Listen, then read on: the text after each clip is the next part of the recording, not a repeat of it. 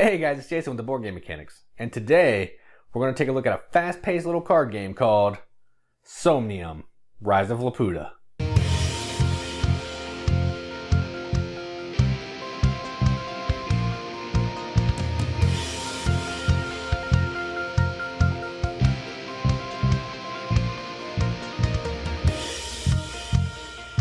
In Somnium, players are playing as competing monarchs. They're trying to spread their influence over this newly discovered floating land, which I'm assuming is named Somnium. And to do that, you're going to try to influence nobles, get events that are going to happen to take place and favor you, maybe throw some events on your opponent that maybe puts them in a bad light with the other nobility. Basically, you're going to do everything you can to be the first person to have the most influence, which in this case is 20.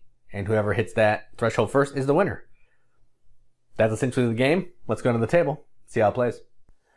All right, so here's a game of Somnium, Rise of Laputa, set up for two-player game.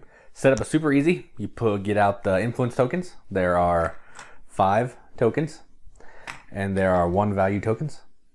Let me actually show that to you. 1 value tokens. Deck of cards you're going to shuffle, and you're going to give each player 3 cards. So in this case, I'm just playing a two-player game. Plays exactly the same with more players. This is just going to go quicker. All right, so on your turn, you're going to play a card from your hand, and then at the end of your turn, you're going to draw up to 3. There are 2 types of cards. There are event cards, which look like this. They're going to have a one-time effect, and then they go in a discard. And there are also character cards, which are going to have, let me see if this player has any. There will be character cards that look like this. They're going to have a name at the top. They'll have how many points they're worth when they come out. They'll have if they are a one-time effect or recurring. This is the one-time symbol. If it's a complete circle, it's recurring. And then they'll have their power in the middle. So this guy, as you can see, is just worth 4 points and doesn't do anything else.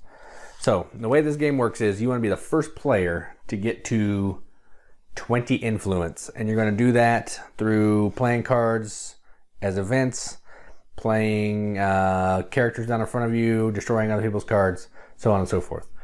So this player will go first. They only have events, so they're going to play an event, and they will play this one. Profit. You gain 3 influence. That's easy enough. Take this. Now this player has 3 influence. They draw a card. All right, then we're moving on to this player. They have 3 characters. The art in this game is beautiful. So let's look at some of that art. It's really nice graphic design. Really beautiful art. So that's what this looks like. All right, so let's see. We're going to go ahead and get on the board early. We're going to play this card that I showed you as the example. 4 points. So it's going to play down in front of them. And they will get 4 influence tokens. So they're 1/5 of the way there. Then they'll draw up to 3. Then it's this player's turn. They have a character now, so they have a diplomat. It's going to give them 1 influence for every diplomat that's in play. Plus, you're always going to get the influence when you play this. And if for some reason the character gets destroyed, you have to discard that amount of influence. So let's see. I want to play this card. Target opponent loses 2 influence. I gain 2 influence. So they're going to lose 2, and I take 2. So now I'm at 5. I'm going to cash this in for a 5. And then I draw up to 3. All right, back to this player. They're mad at me, so they're going to play this. Target opponent loses 3 influence. So now I'm down to 2. Doesn't really help them, but it does hurt me. So that's fine. Then back to this one.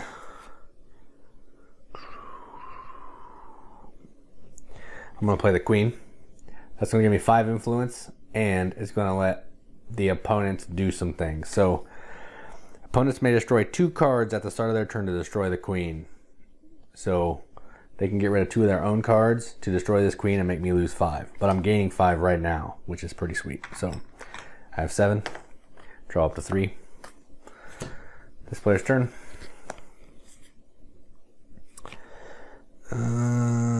This is going to be fun. Let's play this. I'm going to play the spy. This is going to let me play a card from my opponent's hand. So it's going to give me an influence for playing that card. And then I'm going to play a card from my opponent's hand. So let's do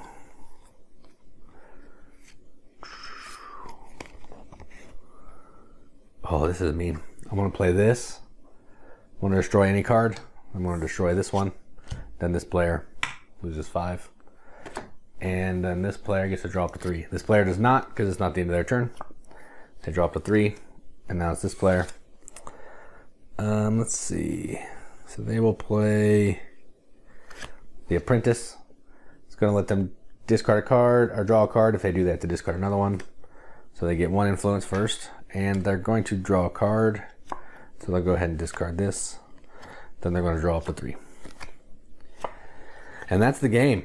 That is how easy and simple it is. It's just a game where you're playing cards, trying to be the first player to get 20, maybe attacking your opponent a little bit to knock them down, all the while trying to make sure that you put yourself in a good position to be the first person to hit 20. Let's go up to the top, see what I think about it. All right, so that was Somnium, Rise of Laputa. This is a really fun little game. It's a take that game, so keep that in mind if, you know, you're into card games and you like a little bit of take that, like Munchkin style. This is not as mean as Munchkin, mostly because it's about 1/10 of the time. You can knock a game of this out in 10-15 minutes if you're playing 2 players. So basically, the art is gorgeous. I showed you some of these cards earlier. The art is gorgeous. They're just all different cool characters. It's just great. So this game is nice to look at. It's simple to play. The rule book is literally front and back. That's it. Easy to play, easy to teach. I really enjoyed this game. The card play is fun. The decisions are kind of interesting because do you want to play an event now that's going to benefit you, but you see your opponents at 15 where maybe you can hit them and maybe buy yourself some time to have a bigger turn next turn. So there's some decent thinkiness to this game, even though it doesn't seem like it just from looking at it, but it has some good decisions and I like that. So this is a very fun card game, and if you're into card games that are like Munchkin, like I said earlier, definitely check this one out. You will not be disappointed. That is Somnium, Rise of Laputa, and I'm Jason with the Board Game Mechanics, and keep gaming.